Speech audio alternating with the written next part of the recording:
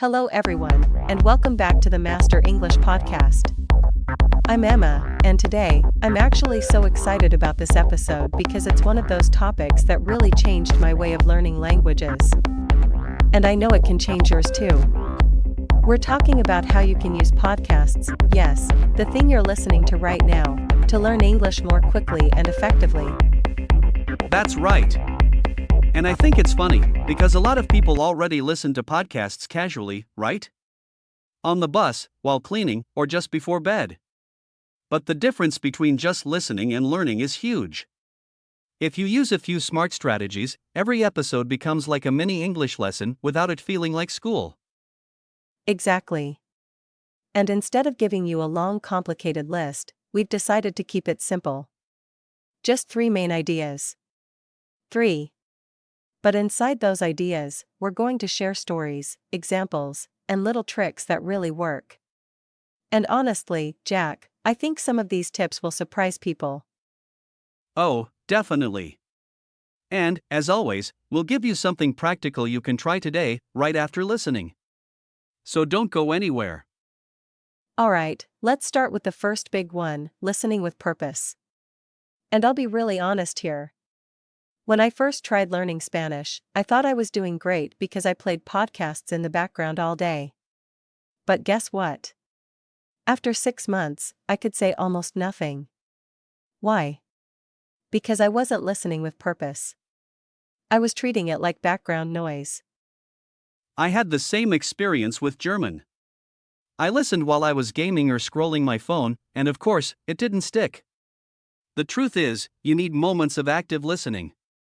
That means you sit down, no distractions, notebook in hand, and you really pay attention. Not all the time, but regularly. Yes.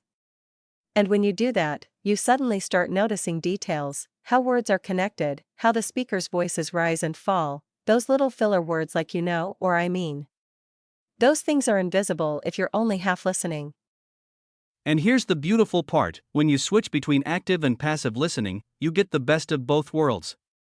Passive listening builds comfort, active listening builds skill. Think of it like cooking. Passive is smelling the food while it cooks, it makes you hungry and curious. Active is actually sitting down to eat and getting the nutrition. That's a perfect metaphor.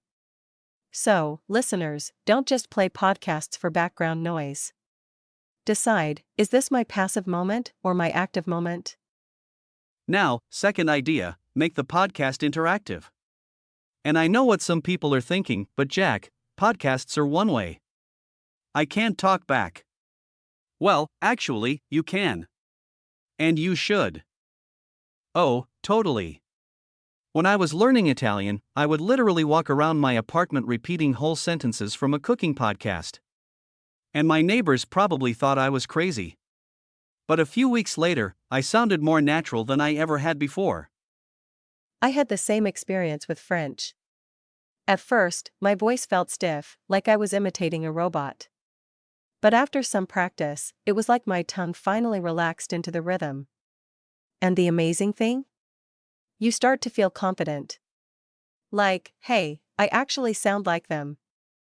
And here's another interactive trick, don't just listen, talk about the podcast. After you finish an episode, tell yourself out loud, okay, today I learned 3 new words, reservation, cancel, and refund. I can use them like this. Boom! Suddenly you're practicing speaking, not just listening. Exactly. Language isn't just about receiving, it's about producing. The moment you speak back, even to yourself, the learning doubles. So true. And you know what, Emma? I think a lot of people put too much pressure on themselves. They imagine they need to sit at a desk, headphones on, notebook open, for an hour every single day. And then, of course, they fail by day 3, and they feel guilty. Yes. That guilt is so real. But the truth is, you don't need to study for an hour to make progress. Even 10 minutes, if it's regular and enjoyable, is so much more powerful.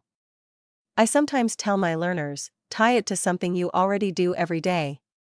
For example, I listen to short news podcasts while making coffee in the morning. It's like a ritual now, coffee and English. I love that. For me, it's when I'm walking to the gym. My gym is about a 15-minute walk, and that's my podcast time. And here's the thing, because I actually look forward to the gym, I also look forward to the walk. And by linking English podcasts to that walk, I accidentally created a habit that I've kept for years. Exactly. And if listeners choose content they actually like, it becomes even easier. If you're crazy about football, listen to an English football podcast. If you're into crime stories, listen to those. I had a student who was obsessed with cooking, so she only listened to English cooking shows. Guess what? She learned food vocabulary super fast, and she didn't even notice she was studying. Right, because curiosity is fuel. And I'll add one more tip: reward yourself. It doesn't have to be big, but after a week of daily listening, treat yourself. Maybe a nice coffee, maybe watching your favorite show guilt-free. That way your brain starts to connect English practice with something positive instead of something stressful. That's the secret, isn't it?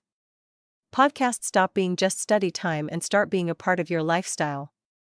That's when you grow quickly, without pressure. Okay, listeners, we want you to leave this episode not just inspired, but with something clear to do. So here's your challenge. After this episode, pick one short English podcast. Don't worry about finding the perfect one, just something you like. Yes, and here's what you do. First, listen once without stopping, just to get the flow. No stress, no dictionary. Then, listen again, but this time, write down 3 words or phrases that catch your ear. Not 20, not 10, just 3. Keep it simple. And then, choose a tiny section, maybe 20 seconds, and shadow it. That means repeat exactly what the host says. Copy their rhythm, copy their tone.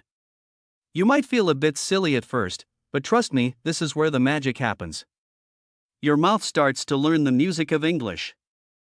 And here's the last step: speak about it. Out loud. Tell yourself, today I learned 3 words: reservation, cancel, and refund. Here's how I can use them. Say it in front of the mirror if you like, or record yourself on your phone. When you speak it, you own it. That's it. 3 steps. If you repeat this daily, even for 10 minutes, you'll be shocked at how much faster your English grows. Alright, I think that really covers it. 3 big ideas, 1 clear challenge. Simple, but powerful. And honestly, Emma, this one feels special. Because podcasts aren't just another learning tool, they're a lifestyle. They're fun. They make English part of your day instead of something heavy. Yes, exactly. And I hope, dear listeners, that you'll actually try this today. Don't wait for tomorrow. Start now, even with just 1 short podcast. Turn this episode into action. See, that's Emma's teacher voice coming out. She doesn't let you escape homework. Guilty is charged. But it's good homework, it makes life easier, not harder. True, true. So thank you for spending this time with us. Keep practicing, keep smiling, and remember, podcasts are not just for listening, they're your secret weapon for learning English. We'll see you in the next episode of the Master English Podcast. Until then, happy listening.